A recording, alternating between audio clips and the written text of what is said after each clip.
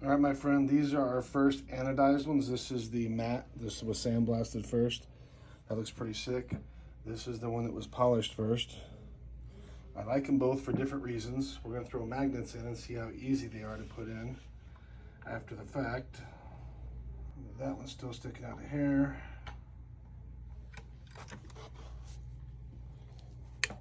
The magnet just broke.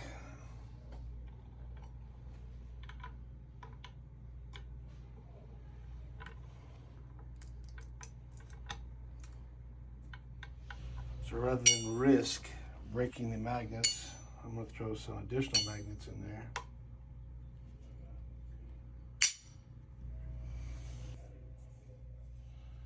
That looks really good. I don't think it's getting any closer than that.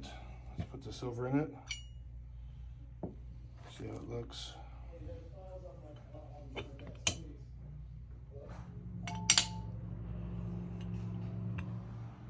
So that looks, the size of my fingerprints, it looks pretty sick.